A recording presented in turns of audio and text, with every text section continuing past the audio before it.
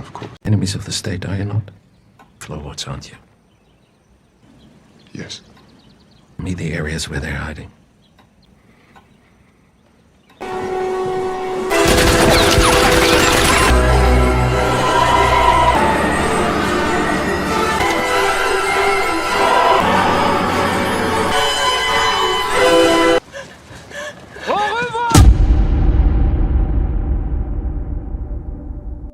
Film dibuka di sebuah kawasan pedesaan Prancis yang telah berada di bawah pendudukan Nazi. Di sana tinggal sebuah keluarga petani bernama keluarga Lafayette yang dipimpin oleh seorang pria bernama Ferry Lafayette. Suasana awal terlihat tenang hingga Lafayette menyadari kedatangan sekelompok tentara Nazi ke rumahnya. Ia segera menyuruh istri dan anak-anaknya masuk ke dalam rumah, berusaha menampilkan sikap setenang mungkin meski jelas terlihat ada ketegangan yang disembunyikan. Est-ce la propriété de Perrier Lapadite, colonel SS Hans Landa? Certainement. Okay. Tentara Nazi tersebut dipimpin oleh seorang kolonel SS bernama Hans Landa. Ia masuk ke rumah dengan sikap santai, penuh senyum dan tutur kata yang sangat terkontrol. Namun di balik sikap itu, ia adalah figur yang sangat kejam, khususnya terhadap kaum Yahudi. Sampai-sampai ia mendapat julukan sebagai pemburu Yahudi.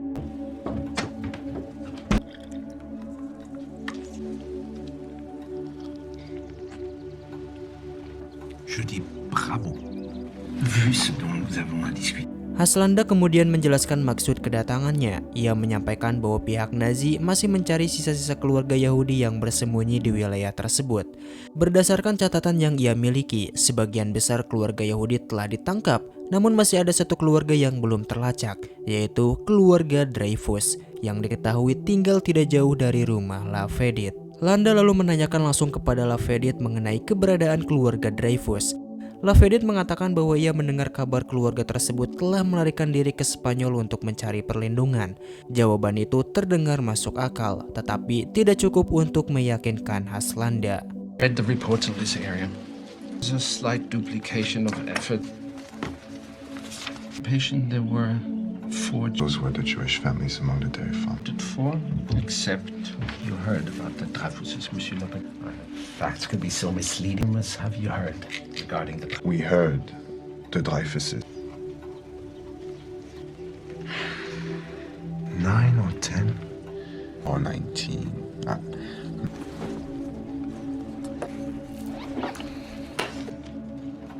Well, of course.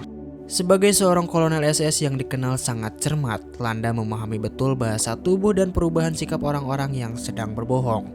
Dari cara Lafayette berbicara, ia segera menyadari bahwa sang petani tidak sepenuhnya jujur.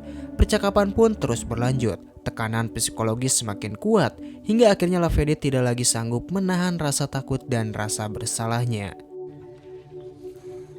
Barat were to walk in here. You don't really know why you don't like them. Of a house suspected of hiding Jews. He looks everywhere he would hide. I'm aware what tremendous feats he... that I must have my men enter you and conduct a thorough search. That is unless you have something to tell that makes a performance of my duty. Family will cease to be harassed. And... Enemies of the state, are you not? Floorwards, aren't you? Yes. Me the areas where they're hiding. Ia pun mengakui bahwa keluarga Dreyfus sebenarnya bersembunyi di bawah lantai rumahnya. Mendengar pengakuan itu, Haslanda langsung memberi isyarat kepada anak buahnya untuk masuk dan mengarahkan senjata ke bagian lantai tempat keluarga tersebut bersembunyi. Tanpa peringatan, para tentara Nazi menembaki area itu secara brutal.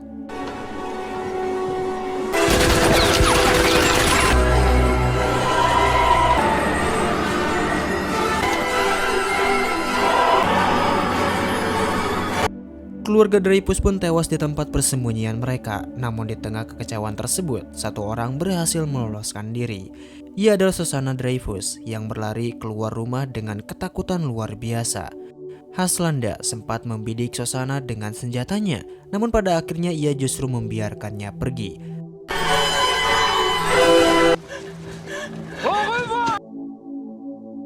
Cerita kemudian berpindah ke sebuah briefing militer yang dipimpin oleh seorang perwira Amerika bernama Aldo Ren. Ia dikenal dengan julukan Aldo the Apache karena memiliki darah keturunan Indian. Dalam pengarahan tersebut, Aldo menyampaikan rencananya untuk membentuk satu unit khusus yang beranggotakan tentara Yahudi Amerika. Misi mereka sederhana namun berbahaya, menyusup ke Perancis, membunuh tentara Nazi, dan menciptakan teror di barisan musuh. Aldo menegaskan bahwa kebencian terhadap Nazi bukan sekedar emosi, melainkan senjata utama mereka. Ia menanamkan doktrin keras kepada anak buahnya, bahkan menyebut bahwa setiap anggota tim memiliki utang 100 kulit kepala tentara Nazi yang harus dibayar. Pernyataan ekstrim ini bukan tanpa tujuan, melainkan untuk menanamkan keberanian dan memastikan mereka tidak ragu ketika berada di medan operasi. 100 Nazi scalps taken from the head. 100 Nazi scalp. Good? Yes, sir! Dari sana, film membawa kita ke markas Nazi, di mana Adolf Hitler terlihat sedang murka. Ia marah besar setelah menerima laporan bahwa sebuah konvoi tentara Nazi disergap dan dibantai habis oleh kelompok Aldo Rhein. Dalam kemarahannya, Hitler meluapkan amarah kepada Aldo dan pasukan Yahudi yang ia anggap sebagai penghinaan besar bagi Reich. Di tengah amarah tersebut, sebuah panggilan telepon masuk. Dilaporkan bahwa ternyata masih ada satu tentara Nazi yang selamat dari penyergapan itu. Hitler memerintahkan agar orang tersebut segera dihadapkan kepadanya. Tentara itu kemudian menjelaskan bahwa hanya 3 orang yang berhasil hidup dari serangan brutal tersebut, sementara yang lain tewas tanpa ampun. In einen Hinterhalt, sie konnten fliehen. Kein Wort darüber verlieren. Kein Wort wie die anderen Überlebenden. Setelah itu, adegan kembali memperlihatkan Aldo Rhein dan anak buahnya yang kini terlihat sedang menjalankan doktrin mereka secara nyata. Di lokasi tersebut, terlihat 3 orang tentara Nazi telah ditangkap dan berada dalam pengawasan ketat anak buah Aldo Rhein. Aldo kemudian memanggil seorang sersan Nazi bernama Werner Rahman dan memintanya memberikan informasi penting, terutama terkait pergerakan konvoi serta posisi pasukan Nazi di wilayah itu. Sebelum masuk ke inti pembicaraan, Aldo memperkenalkan anggota timnya satu persatu kepada Rahman. Dari semua yang diperkenalkan, ada satu sosok yang langsung menarik perhatian, yaitu Hugo Stiglitz. Mendengar nama itu saja, ekspresi Rahman langsung berubah. Ia dengan jujur mengatakan bahwa hampir tidak ada tentara Nazi yang tidak mengenal Hugo Stiglitz. Dan memang demikian kenyataannya, Hugo Stiglitz dikenal luas sebagai mantan tentara Jerman yang berbalik melawan Nazi. Ia memiliki reputasi mengerikan karena telah membunuh 13 perwira Gestapo. Sebuah alasan kuat mengapa Aldo Rhein merekrutnya ke dalam tim. Kehadiran Stiglitz bukan hanya sebagai prajurit, tetapi juga sebagai simbol ketakutan bagi musuh-musuh mereka. Sergeant Hugo Stiglitz, and your work comes to killing. I pride myself in having an eye for that. Aldo kembali menekan Rahman untuk bekerja sama. Rahman menolak permintaan tersebut karena baginya memberikan informasi sama saja dengan mengkhianati negaranya sendiri. Aldo lalu memberikan pilihan kedua yang secara halus namun jelas memperlihatkan konsekuensinya jika ia tetap menolak. Meski begitu, Rahman tetap bertahan pada pendiriannya. Point out on this here map where this part. They refuse, sir. Sergeant Donnie Donowitz about the Bear Jew. He bashes the brains in with a baseball bat. I'm calling the Bear Jew over. It's so they can finger and point out on this map. Fuck you. We ever get to go in the movies? Donnie!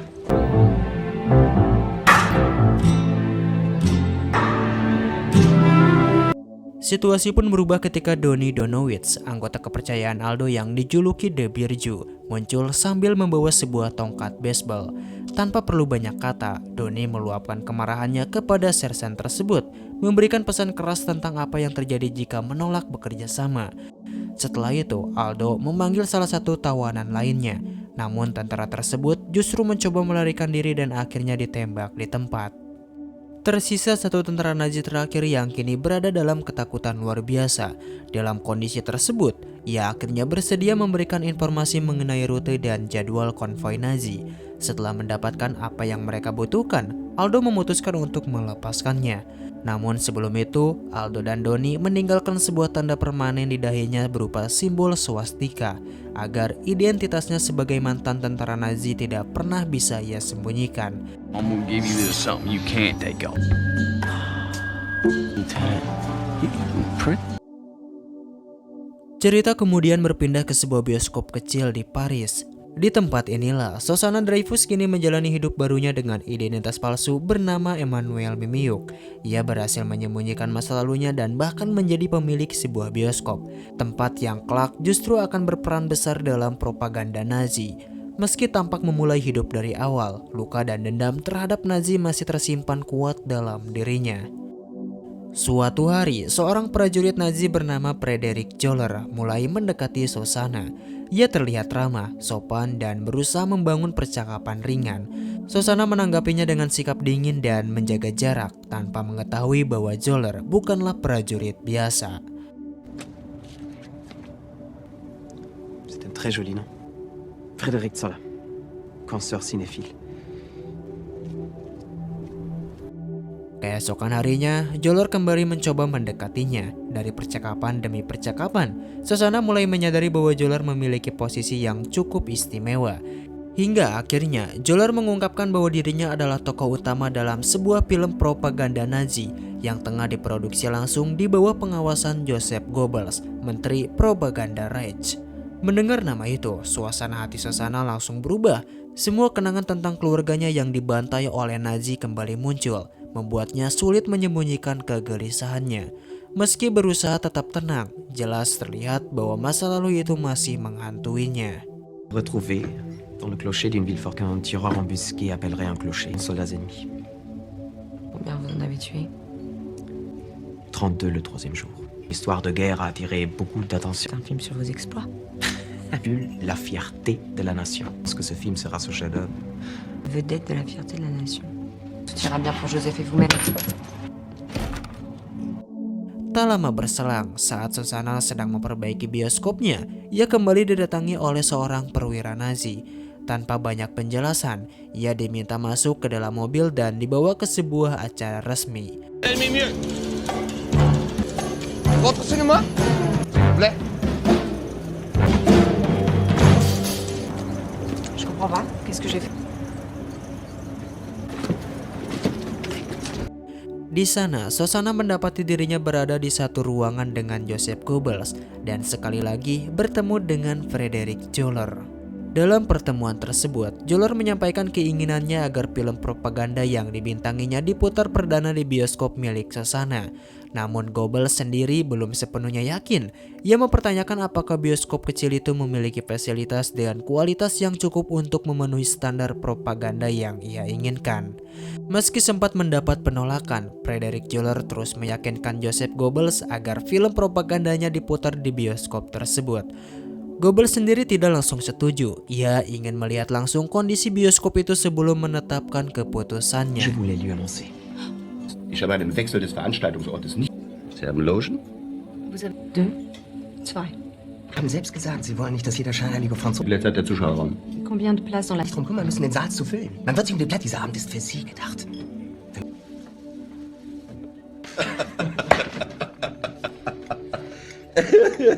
Jeden Wunsch zu erfüllen. Sie werden Ihr Kino heute Abend für eine Privatverführung...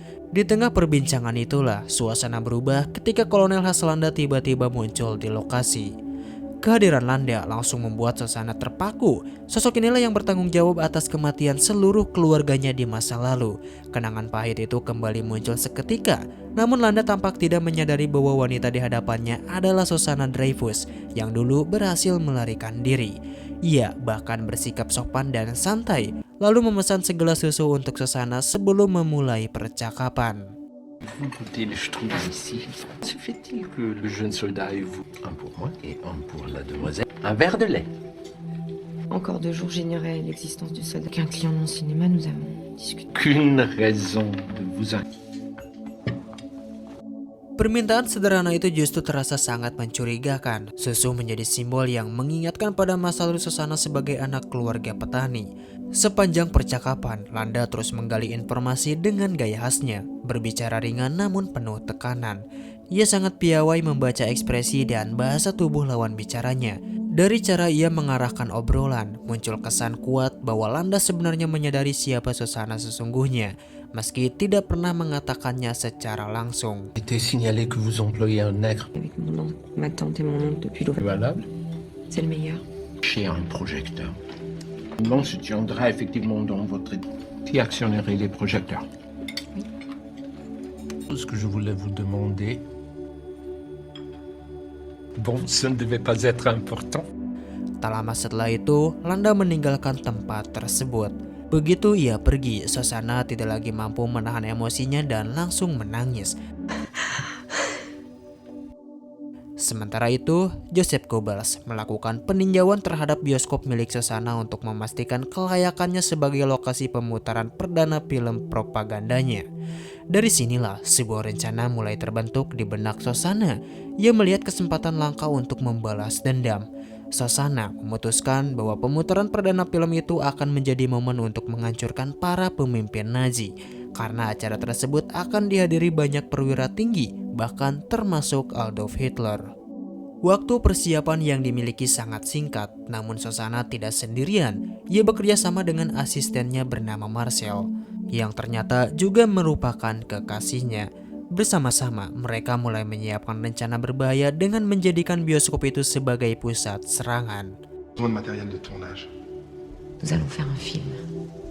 So flammable that you couldn't film burns 3 times faster. Of over 300. Cerita kemudian berpindah ke sebuah ruangan lain, tempat beberapa pria dengan aksen Inggris sedang melakukan pembicaraan serius. Dari percakapan tersebut, diketahui bahwa pihak Inggris akan mengirim seorang perwira bernama Archie Hickok ke Prancis. Ia dipilih karena kemampuannya yang sangat baik dalam berbahasa Jerman serta pengalamannya dalam operasi rahasia. Tugas Archie adalah bergabung dengan kelompok tentara Amerika yang dikenal sebagai The Bastard yang dipimpin oleh Aldo Ren. So obviously I haven't seen any of them. Under the Third Reich, films he's making to be the beginning of Joseph Goebbels is throwing a gallop Goering, Bormann, and luminaries of the Nazi propaganda film industry. The objective of Operation Keen Air? Secret Service outfit that lives deep by the bastards. The Secret Service, old boy, you're not hearing of them. 24 kilometers out there, you'll rendezvous with our double agent. How will I know her? I suspect that The German movie star is working. Keen Air was her brainchild. Tak lama kemudian, Archie terlihat mengikuti briefing bersama Aldo. Dalam pertemuan itu, mereka membahas rencana untuk bertemu dengan seorang aktris Jerman bernama Bridget von Hammermark yang ternyata merupakan mata-mata Inggris. Pertemuan tersebut direncanakan berlangsung di sebuah bar bawah tanah bernama La Lucine. Meski demikian, Aldo Ren merasa ragu dengan lokasi tersebut karena dinilai terlalu beresiko. Namun Archie berusaha meyakinkan Aldo bahwa tempat itu aman dan sudah diatur dengan baik. And you need? Of course, you're in trouble in there. What do we Need you to make damn sure no German compromised. Mission is she's not a military strategist. She was picking a place isolated. Situasi di bar bawah tanah itu ternyata jauh dari rencana awal. Bridget von Hammermark sebelumnya mengatakan bahwa tidak akan ada tentara Nazi di sana. Namun kenyataannya justru sebaliknya. Saat tim The Bastard tiba, von Hammermark sudah berada di dalam bar bersama sekelompok tentara Nazi yang tengah merayakan kelahiran anak salah satu rekan mereka. Mon chéri, das sind die Freunde, auf die ich... Aussieht, geht die Runde auf das Fräulein. Meski berada dalam tekanan besar, Archie Hickok, Hugo Stiglitz, dan Wiki tetap berusaha bersikap tenang. Mereka terpaksa duduk dan menyesuaikan diri dengan suasana bar yang penuh tentara musuh. Wie geht es dir? Di tengah percakapan, mereka menerima informasi penting bahwa lokasi pemutaran perdana film propaganda Joseph Goebbels telah dipindahkan dari Hotel Ritz ke bioskop milik Shosanna. Lieben gern mit ihm. Hier aus der Reihe tanzt, dann trimme ich. Den Schnaps in die Hand, Kamerad. Ja. Das Kino ist ausgetauscht worden. Was ihr mitgebracht habt, müsst ihr dort doppelte Wirkung zahlen. Also lasst euch nichts an. Ketegangan meningkat ketika salah satu prajurit Nazi mulai mendekati meja mereka dan ikut campur dalam pembicaraan. Archie berusaha menahan emosi, namun situasi justru semakin berbahaya. Aksen bahasa Jermannya terdengar tidak wajar di telinga prajurit tersebut, berbeda dengan logat orang Jerman pada umumnya. Was führt Sie nach Frankreich? Die Gastfreundschaft des Fräuleins. Mit ihr Sie erinnern. Oberfläche vor, dass Sie das Fräulein nicht... Sturmführer, Sie haben entweder betrunken sein oder völlig verrückt. Ich mache Sie und Sie verantwortlich! Masalah bertambah rumit ketika seorang perwira Nazi ikut memperhatikan percakapan mereka. Perwira ini memiliki kepekaan tinggi terhadap aksen dan cara bicara seseorang. Archie sempat mengelak dan hampir meyakinkan perwira tersebut. Namun seiring obrolan berlanjut, kesalahan kecil justru terjadi dan penyamarannya terbongkar sepenuhnya. Meine Herrschaften, darf ich mich zu Ihnen setzen? Ja. Das ist der Grund. Sie sind ja wohl kaum in Frankreich stationiert, sonst wüsste ich. Name zumindest der Goebbels Filmpremiere. Aber alle 3 sind meine Gäste. Auf die 3 glücklichsten Männer im Raum. Dalam situasi itu, semua orang menyadari bahwa tidak akan ada yang bisa keluar dari bar tersebut dengan selamat. Keadaan berubah menjadi sangat genting dan tak terkendali. Satu-satunya jalan yang tersisa hanyalah saling menyerang. Baku tembak pun pecah, bar berubah menjadi medan kekacauan, dan satu persatu orang berguguran. Möchte nicht unhöflich sein, ab. Sie stören. Das Fräulein hier, meine Gegenwart. Ist es Fräulein von Hammersmark, störe ich Sie, um gegen meinen Charme zu sein. Es war ein Scherz. 3 Gläser.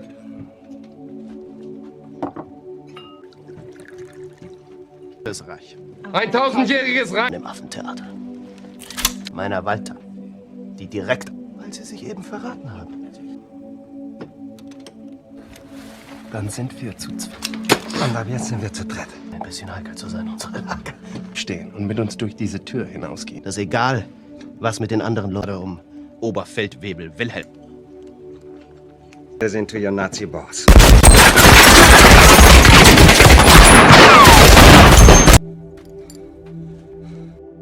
Dari peristiwa itu, hanya satu tentara Nazi bernama Wilhelm yang masih hidup.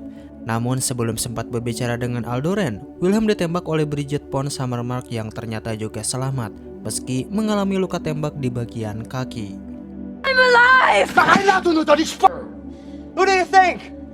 Is she okay? Du bist also zu den Amerikanern. But she's alive! It's the deal.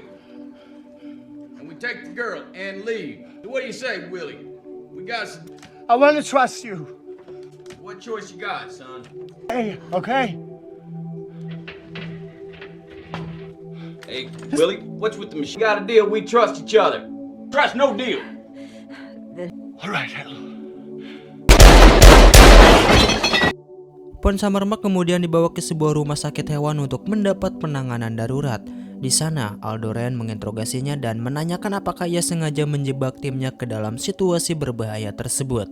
Von Hammermark menolak tuduhan itu. Ia menegaskan bahwa kegagalan penyamaran terjadi karena kesalahan Archie sendiri, terutama saat memesan 3 gelas minuman dengan isyarat jari yang keliru.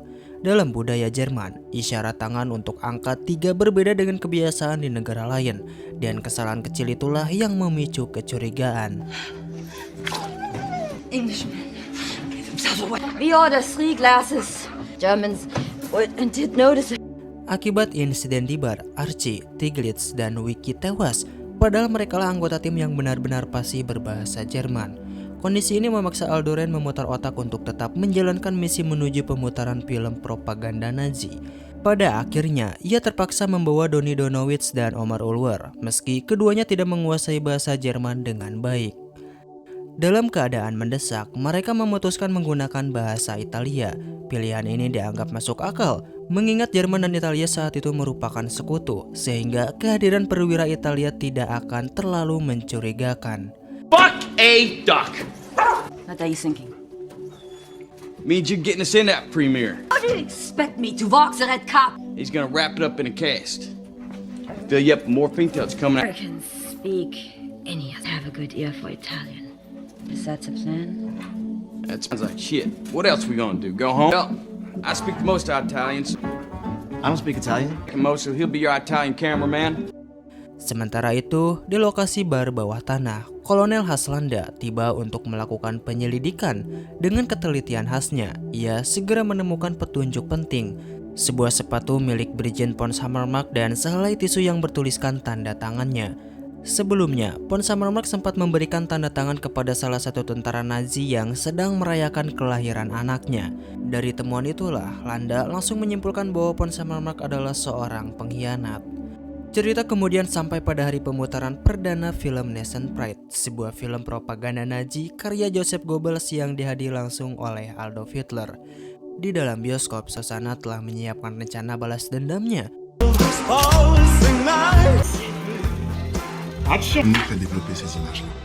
Capable de tirer et développer une copie 35 mm. Ramène-moi ça par la tête sur la table. Marcel, est-ce que sa femme et ses enfants...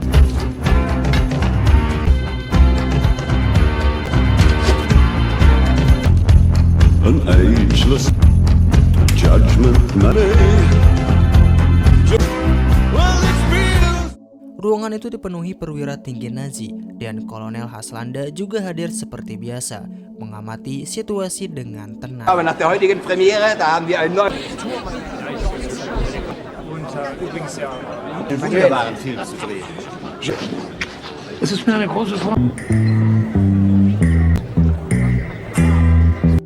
Tak lama kemudian, Landa menemui Bridget von Hammermark yang kini berjalan dengan kaki digips. Dalam kondisi tersebut, Landa tentu sudah memahami bahwa luka itu berkaitan langsung dengan insiden berdarah di bar bawah tanah.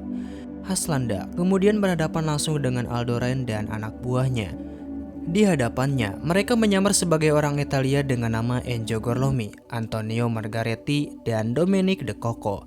Meski penyamaran itu dijalankan dengan penuh percaya diri, sebenarnya Landa sudah mengetahui identitas mereka yang sesungguhnya. Dengan pengalaman dan kecerdasannya, Landa sangat memahami siapa Aldorain dan apa itu kelompok The Bastard. Ist der hervorragende Sensationskameraassistent Dominic De Cohans Landa della SS. La vedete ammirata da tutti noi questa gemma. Grazie. Gorlami. Una volta. Antonio Margaretti. Dominic De Coco. Fatemi vedere i vostri biglietti. 023 0... Sementara itu, Donny Donowitz dan Omar Ulmer melanjutkan operasi di dalam bioskop. Mereka masuk ke ruang pemutaran dan melihat langsung sejumlah petinggi Nazi telah hadir, termasuk Joseph Goebbels dan Martyr Bormann. Keduanya kemudian mengambil tempat duduk dengan perasaan tegang, menyadari bahwa alat peledak yang terpasang pada tubuh mereka terus berjalan. Situasi ini membuat misi tersebut terasa seperti tugas tanpa jalan pulang.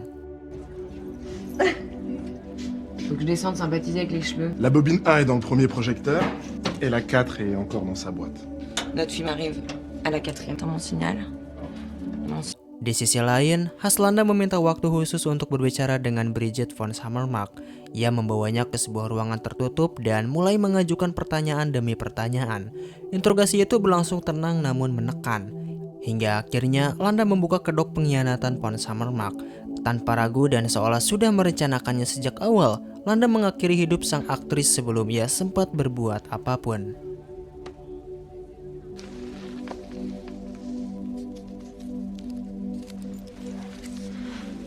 Mir geben, was Sie darin finden.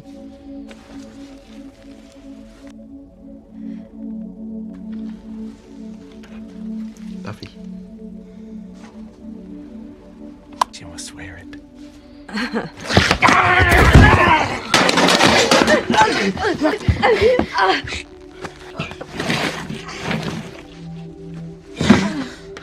Setelah itu, Landa memerintahkan anak buahnya untuk menangkap Aldorain. Aldo langsung dikeroyok, kepalanya ditutup, dan ia dibawa keluar dari lokasi.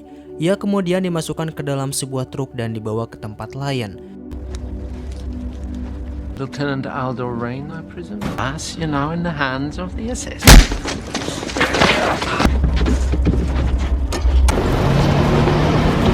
Do you know what happened to Donnie?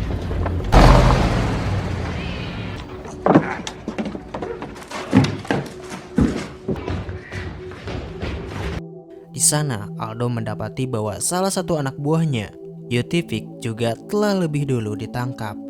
Tak lama kemudian, Haslanda muncul di lokasi tersebut.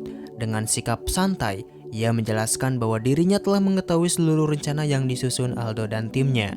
Landa bahkan menyebut secara rinci tentang Donny dan Omar yang sedang bersiap meledakkan bioskop dan menargetkan Adolf Hitler. Ia mengisyaratkan bahwa semua informasi itu bisa saja ia sampaikan kepada pihak Nazi kapan saja. Namun alih-alih langsung membongkar rencana tersebut, Landa justru mengajukan sebuah kesepakatan. Ia menyadari bahwa kekalahan Nazi sudah semakin dekat. Demi menyelamatkan dirinya sendiri, Landa ingin berpindah pihak agar tidak dicap sebagai penjahat perang. Ia meminta Aldo menghubungi pihak Amerika yang memiliki wewenang tinggi untuk menyusun kesepakatan penyerahan diri secara resmi. They're still here. And if and bombs. I have no doubt Goebbels will be very, very, very won't get Bormann. And if you get all for. Let's discuss the prospect of Hitler's death, a possible rescue. And I have no intention of killing Hitler and of standing before a Jewish tribunal. You wouldn't have the authority to make. Over there is a very get me someone on the other end of that day's better going down. Sementara itu, di dalam bioskop, Shosanna juga tengah bersiap menjalankan rencana balas dendamnya bersama Marcel. Film Nation Pride sedang diputar, dan suasana di dalam ruangan dipenuhi sorak serta perhatian penuh para pejabat Nazi. Donnie dan Omar memastikan bahwa Adolf Hitler benar-benar berada di dalam bioskop. Segalanya telah bersiap, dan tidak ada jalan mundur lagi.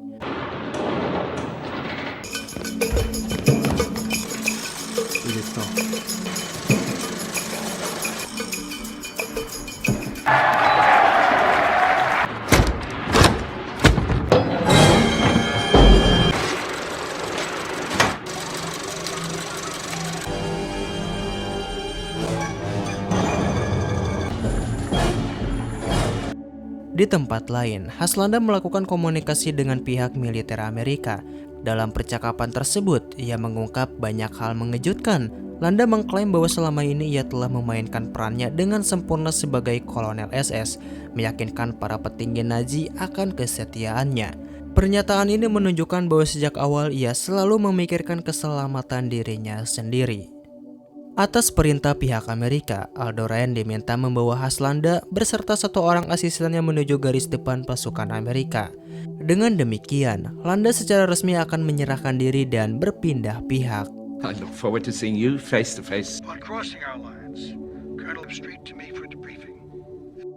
Cerita kembali ke dalam bioskop saat film propaganda Nation Pride sedang diputar. Adolf Hitler dan Joseph Goebbels terlihat sangat menikmati film tersebut. Sementara Friedrich Zoller justru tampak gelisah dan tidak sepenuhnya nyaman. Di balik layar, Shosanna dan Marcel telah bersiap menjalankan rencana mereka. Marcel bersiap untuk membakar tumpukan gulungan film yang telah disiapkan. Sementara Shosanna tetap berada di ruang proyektor, memastikan semuanya berjalan sesuai rencana. Di tengah ketegangan itu, Zoller tiba-tiba masuk ke ruang proyektor. Di sana ia mengungkapkan perasaannya kepada Shosanna dengan emosi yang memuncak. Namun Shosanna tetap menolaknya. Penolakan tersebut justru membuat Zoller kehilangan kendali.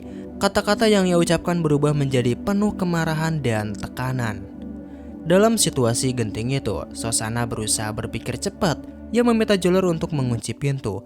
Namun tanpa diduga, Shosanna justru menembaknya. Saat melihat Zoller tergeletak dan sekarat, Shosanna diliputi rasa bersalah. Meski tidak mencintainya, ia tidak pernah berniat mengakhiri hidupnya. Ia pun mendekat, namun di saat terakhir, Zoller membalas tembakan tersebut. Keduanya akhirnya tewas di ruang proyektor, mengakhiri konflik pribadi mereka dengan cara yang tragis.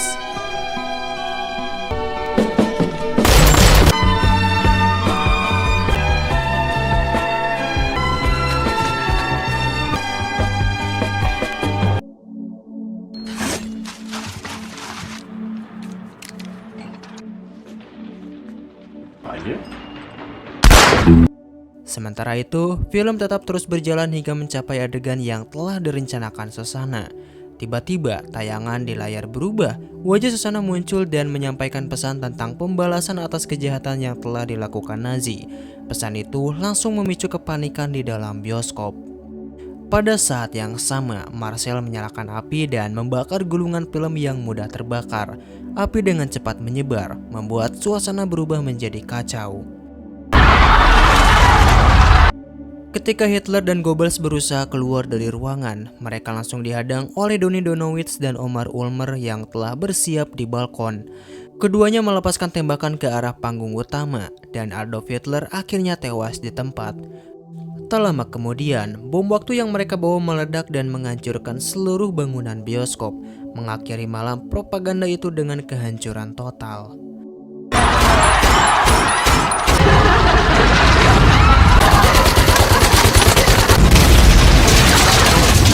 Cerita lalu berpindah ke garis depan pasukan Amerika. Aldo Raine tiba bersama Haslanda yang kini secara resmi menyerahkan dirinya. Namun bagi Aldo, urusan dengan Landa belum benar-benar selesai. Aldo menembak Herman, pengemudi sekaligus bawahan Landa, lalu membawa Landa ke tempat terpisah. Sebagai penutup, Aldo melakukan apa yang selalu ia lakukan terhadap musuhnya.